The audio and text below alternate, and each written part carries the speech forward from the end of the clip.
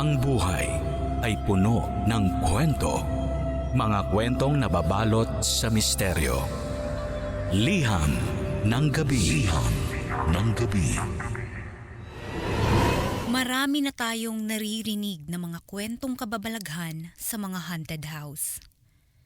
Pinamumugaran daw ito ng mga kaluluwang hindi matahimik at ibang mga nilalang na itinuturing na itong tahanan.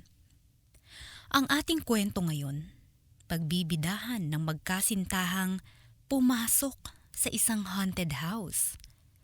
Makalabas pa nga kaya sila rito? Magandang gabi. Tuloy po kayo. Ako si Lady Gracia at ito ang Liham ng Gabi.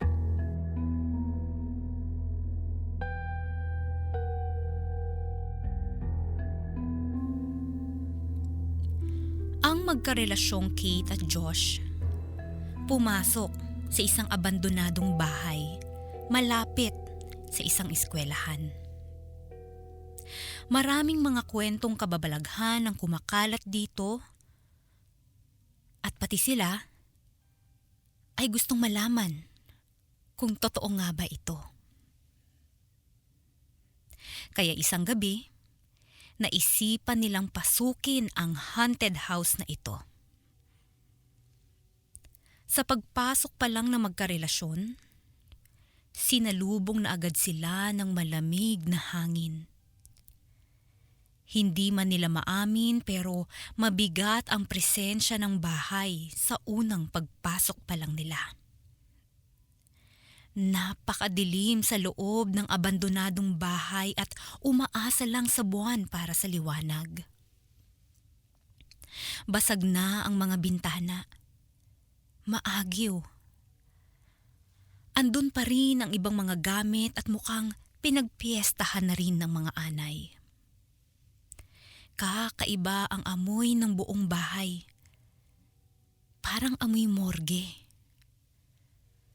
Halatang takot sina Kate at Josh. Pero dinaan na lang nila sa biro ang nararamdamang takot. Sa gitna pa nga ng bahay, malapit sa marupok na hagdanan, inaya ni Josh si Kate na sumayaw. Habang sumasayaw ang magkasintahan, panay ang hagik-gikan nila. Nawala na kahit papaano ang takot na nararamdaman nila. Hanggang sa bigla ay may sumitsit sa kanila mula sa tuktok ng hagdanan. At doon sila kinilabutan at parang tinakasan ng dugo ang mga mukha nang makita ang dalawang kalansay na nakalutang sa ibabaw ng hagdan habang ginagaya kung paano sumasayaw sina Kate at Josh. Napatakbo sa takot ang magkasintahan. Pumasok sila sa isang kwarto sa dulo para magtago. Napakadilim ng kwartong iyon. Maya-maya pa'y nakarinig sila ng matitinis at ipit na tawanan ng mga bata. Inilabas ni Kate ang cellphone nito para hagilapin sa kwarto kung saan nagmumula ang mga tawa. Laking gulat niya nang ma-flashlightan niya sa dulo ng kwarto ang mga putol na ulo ng mga bata na nasa sahig at nakadilat pa habang tumatawa. Hindi na makasigaw sa takot ang magkasintahan. Napatakbo na lang sila palabas ng kwarto. At sa pagpasok nila sa kabilang kwarto, doon na naman magsisimula ang panibagong kababalaghan.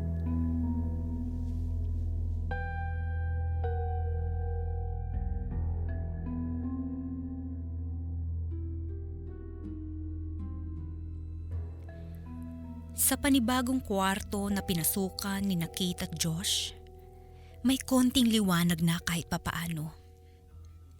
Malaki kasi ang bintana kaya malayang nakakapasok ang liwanag ng buwan. Napakatahimik ng kwartong iyon. Pakiramdam ni Kate at Josh ay ligtas sila roon. Ayaw na nga nilang lumabas doon. Hanggang sa bigla silang makarinig ng kalabugan sa pintuan. Nagyakapan sina Kate at Josh sa takot. Biglang bumukas ang pinto at doon biglang pumasok ang 100 ng batang lalaki na walang mga ulo. Tumakbo sila palapit sa magkasintahan at pilit na niyakap ang mga ito. Napakalamig ng katawan ng mga batang lalaki na ito. Sigaw ng sigaw si Kate dahil sa takot. Hinila siya ni Josh para makatakas na sa pagkakayakap ng mga pugot-ulong batang lalaki. Nakaalis naman sila sa kwarto. At meron na naman silang panibagong kwarto na napasukan. Isang kwarto na merong mga antigong santo. Nang makita iyon na magkasintahan, agad silang napaluhod para magdasal. Nakapikit sila habang inuusal ang mga dasal ng Katoliko. Pero hindi sila makapag-concentrate dahil naririnig pa rin nila ang mga takbuhan ng mga batang pugot ang ulo. At nang magmulat sila, laking gulat nila na makitang parang nabuhay ang mga mata ng santo. Nakatitig sa kanila at parang gusto silang patayin. Napatayo sina Kate at Josh. Tatakbo na sana sila pero biglang nagsibagsakan ng mga santo sa sahig. Hindi naman nabasag ang mga iyon pero nakita ng magkasintahan na gumagapang ang mga santong iyon palapit sa kanila. Doon na sila tumakbo palabas ng kwarto. At sa paglabas nila, muli na naman nilang nakita ang 2 kalansay na gumagaya sa kanilang pagsasayaw. Pero nung mga oras na iyon, hindi lang sayaw ang ginagaya sa kanila ng mga kalansay, kundi pati na rin ang suot nilang mga damit.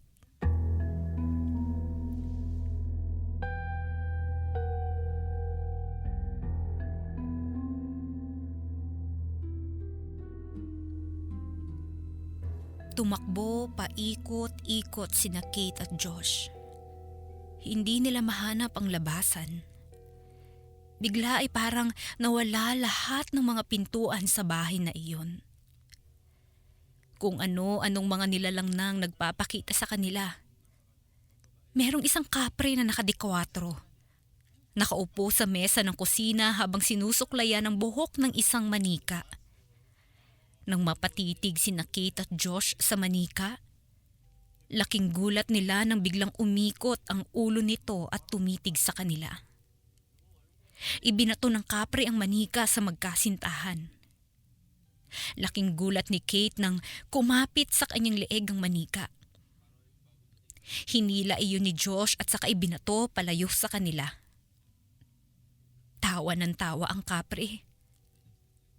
Tumakbo muli sina Josh at Kate para makahanap ng pagtataguan. Pero bigo sila.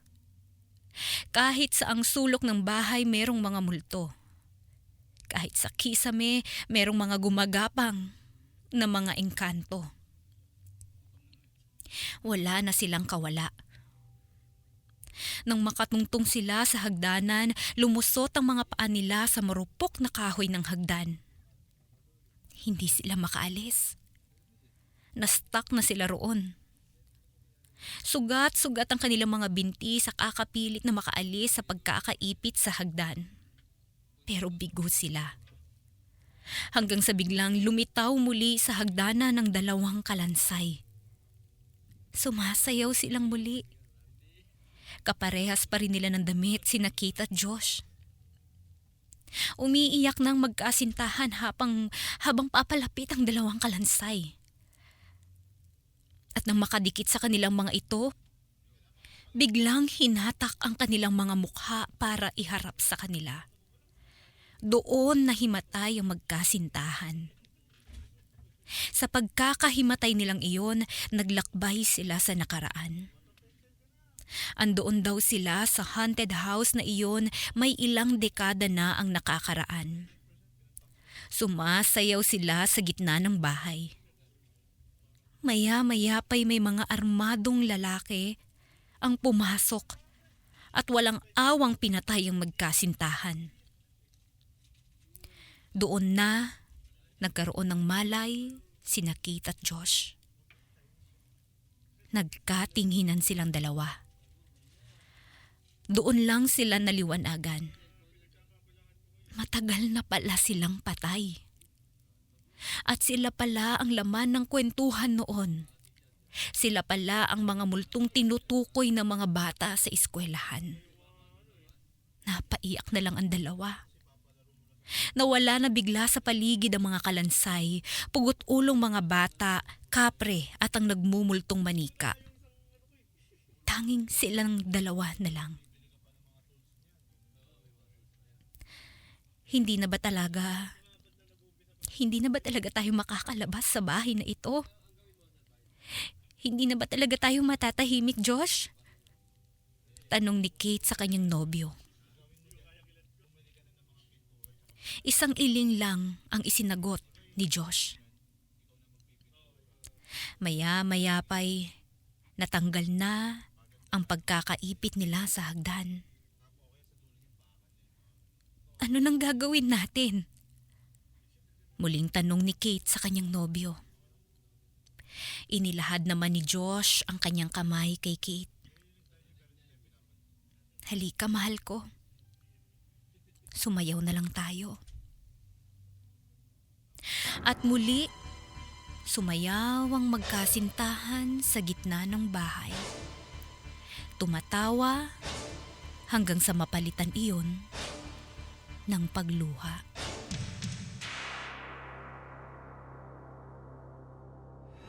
Liham ng gabi. Liham ng gabi.